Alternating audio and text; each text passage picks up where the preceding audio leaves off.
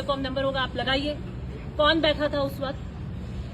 आपसे तो लिए नहीं है, क्योंकि मैंने कल आयोग को फोन किया था और मैंने आयोग को कहा था कि मैं आपके समक्ष आना चाहती हूँ इस केस के अंदर। उन्होंने कहा मैंने फाइल पढ़ी नहीं है। मैंने कहा आप फाइल पढ़ लीजिए, और अगर आप आए हो आपने फाइल पढ़ी नहीं है तो ट्वीट कौन कर रहा था परसों रात को?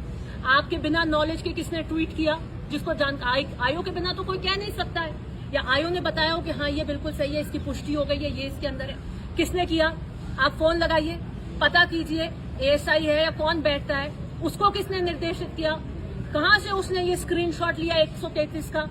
वो नहीं लगाया उन्होंने, because it was none other than the SP. Because Bhopalgarh में कोऑपरेटिव चुनाव के, मार्केटिंग के चुनाव के अध्यक्ष और उपाध्यक्ष का जब चुनाव था तो मेरी गाड़ी के ऊपर पुलिस की सुरक्षा, जो कि स्वयं धर्मेंद्र यादव यही एसपी है, इन्होंने मुझे प्रदान करी थी, उसमें मेरे पे जानलेवा हमला हुआ था जिसके वीडियोस वायरल हुए थे।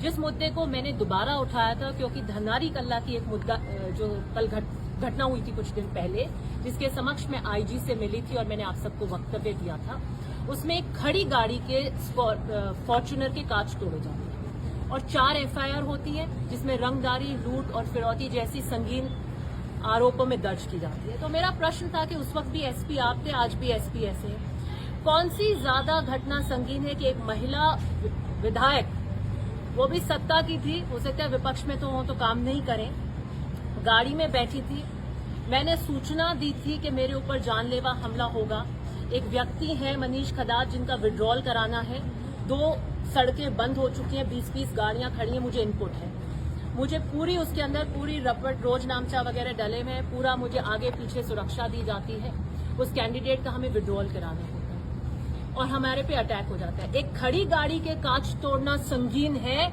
या एक किसी महिला का गाड़ी में बैठकर चौतरफा लाठियों से ठुकना, उसमें एक भी अरेस्ट नहीं होना ज्यादा संगीन क्या?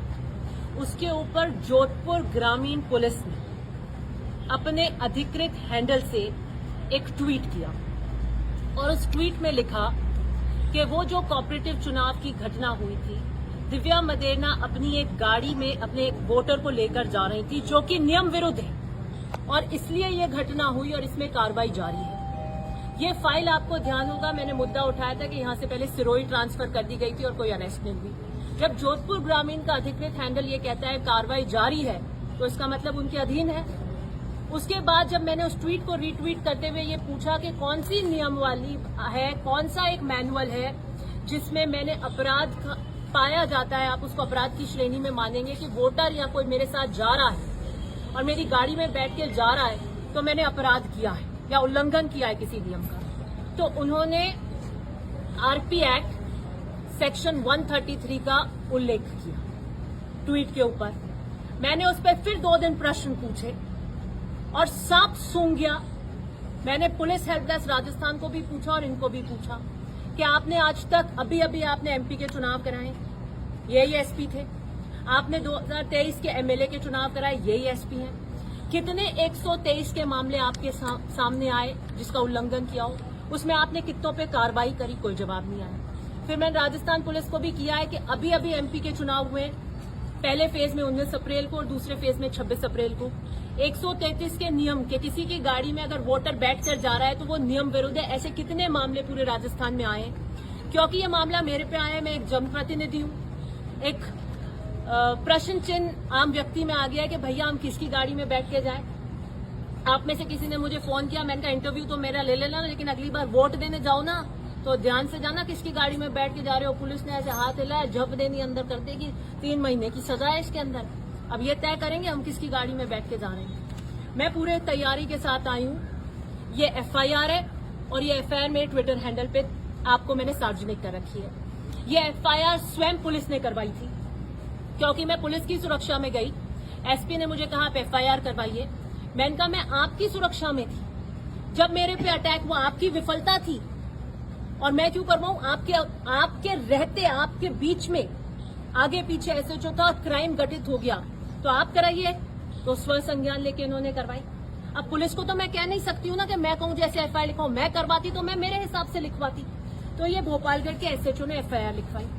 एफआईआर का जो हाईलाइटेड पार्ट है, जो मेरे ट्विटर हैंडल पे भी आप देख लेंगे हाईलाइटेड है, वो कहता है निर्वाचन के नाम वापसी के समय नाम वापसी की बात को लेकर पक्षों में भिड़ंत हो गई और ये घटना बताते 1 PM से 1:30 PM की। ये अधिकृत टाइम टेबल है कोऑपरेटिव चुनाव का, जो कोऑपरेटिव विभाग से होता है। आरपी एक्ट मूलतः तो लेजिस्लेटर, MLA और MP के चुनाव के लिए होता है। पंचायती राज और इन संस्थाओं के इनके अलग इलेक्शन रूल्स बने हुए हैं।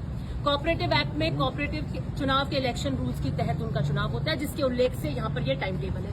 टाइम टेबल में आप देख सकते हैं 1:30 से 2 के बीच में फॉर्म विड्रॉ होता है, 3 से 4 के बीच में मतदान। तो ये तो स्पष्ट है कि जब मैं जिसको लेकर जा रही थी वो वोटर नहीं था, वो कैंडिडेट था। स्पष्ट है। फिर उसके बाद ये जो कार्रवाई होती है, किताब कार्रवाई एक निर्वाचन की, उसके अंदर से ये स्पष्ट हो जाता है कि ये मनीष कुमार जो मेरी गाड़ी में थे उनका फार्म आया, 1:30 से 2 के बीच में इन्होंने विड्रॉल किया और इनका नाम हट जाता है क्योंकि ये विड्रॉ कर लेते हैं और यही लोग ले जाते हैं। बाद में उनको मेरी गाड़ी से हटाकर और फिर पुलिस को अंदर कैसे भी कर के उनको किसी तरीके से विड्रॉल कराया। तो मैं पूछने आई थी, इनफैक्ट ट्विटर हैंडल ये कहता है कि मैंने दिव्या मदेरणा पूर्व विधायक वोटर को अपनी गाड़ी में ले जा रही थी, जो कि नियम विरुद्ध है। मान लिया उन्होंने। किस नियम का उल्लंघन किया? आरपी एक्ट 133 का। सार्वजनिक जीवन में बैठे 3 पीढ़ियों से हैं। तो मेरा एक जागरूक और जनप्रतिनिधि के रूप में ये था कि मैं आयोग के समक्ष पेश हूं। मैंने पता किया फाइल कहाँ है, तो मुझे पता लगा SP हेडक्वार्टर एडिशनल SP के पास है। मैं वकील के साथ आई हूं। मुझे ये लगा था कि अपराध इन्होंने मान लिया है उल्लंघन का, तो नॉन कॉग्निजेबल है, मतलब बेलेबल है, तो मुचल के भरवाएंगे। तो मैं RC वारसी अपने ID वाईडी लेकर आई थी कि भाई मुचल के भरवाइए। मैंने किया है और इससे जागरूकता आएगी कि दिव्या मदेरणा आई हैं और उन्होंने अगर कोई नियम विरुद्ध काम किया है अपनी गाड़ी में वोटर को बिठाने का, तो आज के बाद से राजस्थान में संदेश जाएगा कि कब किसको कहां वोटर को बिठाना है और इस तरीके से पुलिस इसका उल्लंघन इस नियम नहीं करे और पुलिस इसका मिसयूज नहीं करे। मैंने उनसे पूछा कि बताइए मैंने इसका उल्लंघन कैसे किया, कैसे आप इसको मानते हैं? तो एडिशनल SP जो कि आयो हैं, उन्होंने ये कहा कि हम इसको आज की तारीख में उल्लंघन नहीं मानते हैं और ये केस अभी अंडर इन्वेस्टिगेशन है। क्योंकि ये कहता है, मैं आपको पढ़ के सुना देती हूँ, दोनों है मेरे पास, हिंदी और अंग्रेजी। जो ट्वीट किया गया है 133, if any person illegally hires or procures any vehicle for the free conveyance of any elector other than the candidate himself, member of his family or his agent to and from any polling station commits an offence.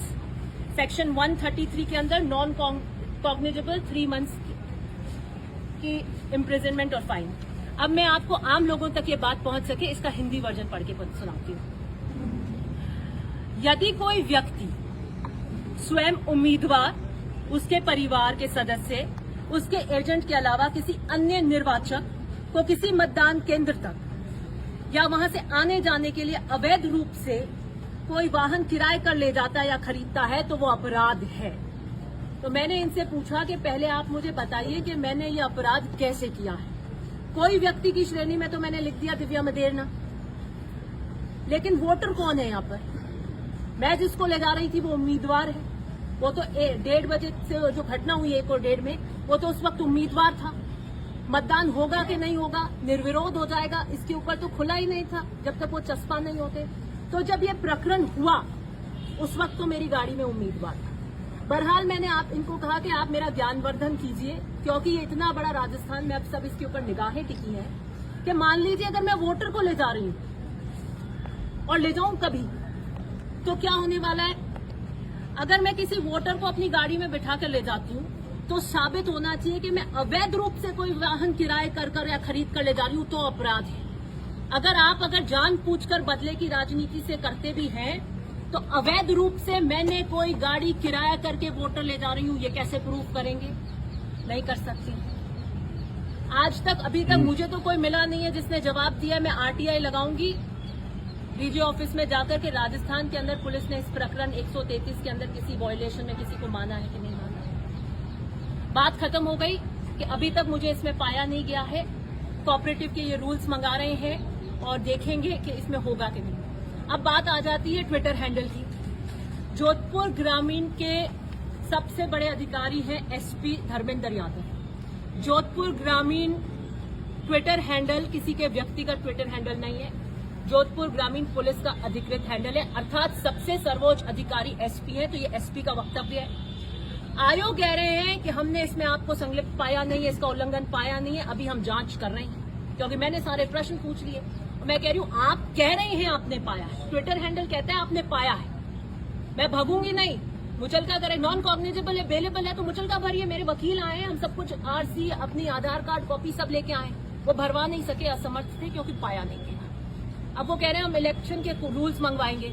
मैंने कहा आप कोई भी rule मंगवा लीजिए, अपराध तो हुआ ही नहीं है, मेरे साथ कैंडिडेट था, और अगर वो वोटर भी आप करोगे आगे जाके किसी तरीके से पजाने के लिए, अब आप बदले की राजनीति से चलोगे तो कैसे प्रूव करोगे कि मैंने अवैध रूप से गाड़ी किराए करी और उसको लेकर आई। ये ट्वीट कब आया, इसकी टाइमिंग को देखिए। मैं जब आईजी के समक्ष एसपी की कार्यशैली के विरुद्ध गई, उसकी बात शिकायत करी और मैंने मीडिया में वक्तव्य दिया कि एक खड़ी गाड़ी के कांच टूटने पर 4 एफआईआर होती है, संगीन अपराध के अंदर उनको बनाते हैं। पब्लिक डिटेंशन और पब्लिक शेमिंग का जब मैंने मुद्दा उठाया और इस बात पर ध्यान केंद्रित करा कि सिर्फ जोधपुर ग्रामीण के अंदर ही पब्लिक शेमिंग हो रही है, तब ये ट्वीट देर रात को आता है कि आपने उल्लंघन किया है। बदले की राजनीति से नहीं चलेगी जोधपुर ग्रामीण। लेकिन किसी का खुद का व्यक्तिगत हैंडल नहीं है, ये होम मिनिस्ट्री के नीचे आता है। और मैं जाऊंगी, मैं डीजी से मिलूंगी, जरूरत पड़ी तो मैं मुख्यमंत्री जी से अपॉइंटमेंट लूंगी और इस बात को रखूंगी कि क्या अधिकृत पुलिस के ट्विटर हैंडल्स इस तरीके से रात को ट्वीट कर रहे हैं। आयोग जवाब नहीं दे पा रहे हैं क्योंकि उसमें उल्लंघन पाया नहीं गया है। फिर आयोग ने मुझसे कहा कि साहब ये इसलिए हुआ कि वोटर या जो भी था कैंडिडेट आपकी गाड़ी में था, परिवादी ने ये कहा कि वो आपकी गाड़ी में था तो अटैक हो गया। तो मैंने कहा ये तो मोटिव हुआ, मैंने उल्लंघन कहाँ किया, मेरे पे तो झूठ उड़े, मैंने क्या उल्लंघन किया। मैंने इनको कहा मैं आपको एक उदाहरण देती हूँ, 2 भाई हैं या 2 पड़ोसी हैं, आपस में आसपास मकान, उनका विवाद है। पड़ोसी नहीं चाहता कि मेरा बच्चा पड़ोसी के घर जाए, लेकिन वो चला जाता है और वीडियो गेम देखने लग जाता है। उसके पिताजी को गुस्सा आ जाता है, वो वहां पे जाके मारपीट कर देता है या गोली मार देता है। तो कारण हुआ ना कि उसने वो घटना क्यों गठित करी, क्योंकि उसको गुस्सा आ गया कि उसका बेटा वहां गया। वहां जाना अपराध नहीं था। अगर मेरी गाड़ी में उस कैंडिडेट का होना सामने वालों को पसंद नहीं था और इस कारण उन्होंने मेरे पे हमला कर दिया, ये तो घटना का कारण हुआ कि घटना क्यों घटित हुई। मैंने थोड़ी कोई उल्लंघन किया है। और इस बात से आयोग बिल्कुल अग्री हुए कि हाँ ये कारण हो सकता है, ये उल्लंघन नहीं हो सकता, और इस उल्लंघन के समक्ष वो मेरा मुचलका नहीं भराया। आज उनकी फाइल में मैं इसकी नियम विरुद्ध उल्लंघन मैंने नहीं किया है और मैंने उनसे कहा है या तो ये ट्वीट डिलीट कीजिए, नहीं तो फिर इसको मॉडिफाई कीजिए कि इसकी अभी जांच चल रही है। आज की तारीख में 133 का उल्लंघन नहीं पाया गया है। जोधपुर ग्रामीण को मैं ये कहना चाहती हूँ, एक वक्तव्य उन्होंने और दिया था कि जनप्रतिनिधि यदि अपराधियों का साथ देंगे तो पुलिस नियम अनुसार कार्रवाई करेगी। मैं वो जनप्रतिनिधि हूँ जो 3 पीढ़ियों से 70 साल से यहाँ बैठी है। हम अपराधियों का साथ देकर यहाँ पर बार बार नहीं बैठ सकते इतने सालों से। हमें पता है कब किसके लिए आवाज उठा, और एक जनप्रतिनिधि के रूप में मेरी जिम्मेदारी है कि अगर पुलिस गलत कार्यशैली किसी के साथ करती है तो उसकी आवाज बनेगी। और दूसरी बात, इनको पता होना चाहिए कि सबसे पहले अगर जनप्रतिनिधि 120B आपराधिक षड्यंत्र के अंदर होता है, वो कॉन्स्पिरेसी रचता है 5 जनों के साथ बैठ के कि चलो तुम ये लो, तुम ये हायर करो, ये करो, तब मैं 120 में आ सकती हूँ। घटना पे जो घटना गठित होती है आपराधिक, उस पे गोली मारना पीटना, जो भी अगर मैंने कोई क्रिमिनल ऑफेंस घटना पे किया है तो मैं आती हूँ। या घटना के बाद में साक्ष्य मिटाने में अगर मेरा कोई रोल होता है तो मैं आती हूँ। जनप्रतिनिधि अगर किसी का साथ देंगे तो उन पे कार्रवाई होगी, तो आप कार्रवाई कीजिए। मैं भी देखती हूँ आप जनता की आवाज उठाने पे क्या कार्रवाई कर सकते हैं। मेरा पुनः यही कहना है कि इस तरीके से पुलिस के अधिकृत हैंडल पर बिना ज्ञान के रात को 12-1 बजे कौन ट्वीट कर रहा था। मैंने आईओ को कहा कहाँ से ट्वीट होता है, तो कहा हमारे साइबर सेल का एक कमरा बना हुआ है, कहाँ पे, यहीं पे, वहां बंद होता है। तो मैंने कहा उसका कोई इंटरकॉम नंबर होगा आप लगाइए। कौन बैठा था उस वक्त? आपसे तो लिए नहीं है क्योंकि मैंने कल आयो को फोन किया था और मैंने आयो को कहा था कि मैं आपके समक्ष आना चाहती हूँ इस केस के अंदर। उन्होंने कहा मैंने फाइल पढ़ी नहीं है। मैंने कहा आप फाइल पढ़ लीजिए, और अगर आप आए हो आपने फाइल पढ़ी नहीं है तो ट्वीट कौन कर रहा था परसों रात को? आपके बिना नॉलेज के किसने ट्वीट किया? जिसको जान आयो के बिना तो कोई कह नहीं सकता है, या आयो ने बताया हो कि हाँ ये बिल्कुल सही है, इसकी पुष्टि हो गई है, ये इसके अंदर है। किसने किया? आप फोन लगाइए, पता कीजिए एएसआई है या कौन बैठता है, उसको किसने निर्देशित किया? कहां से उसने ये स्क्रीनशॉट लिया 133 का? वो नहीं लगाया उन्होंने, because it was none other than the SP. Because Jodhpur ग्रामीण ट्वीट करता है तो हम ये मानेंगे कि एसपी ट्वीट करते हैं, उसको आप अलग रूप से नहीं देख सकते। अगर मैं मेरे ऑफिशियल हैंडल से ट्वीट कर रही हूं तो मेरा अधिकृत बयान है, मैं ये नहीं कह सकती मैंने ट्वीट किया और अब मेरा बयान नहीं। इसलिए मैं आज आपके बीच आई हूं।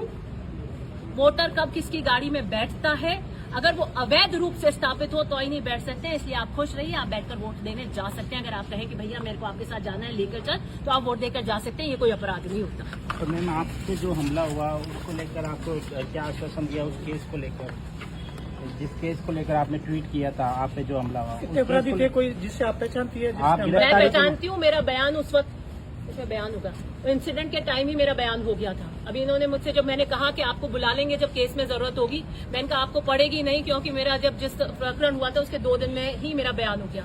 अभी उन्होंने कहा मैडम मैंने फाइल देख ली, आपका बयान हो गया, तो मेरे बयान में तो बकायदा उल्लेखित है जिनको मैं पहचानती हूँ। दूसरी बात, पुलिस क्योंकि पहले से वहां जाब्ता लग रहा था 2 दिन से, पुलिस की वीडियोग्राफी हो रही थी, खुद स्वयं पुलिस वीडियोग्राफी कर रही थी वहां पर, और एसपी पहले भी राजनीतिक दबाव में थे और अब बदले की राजनीति के दबाव में है।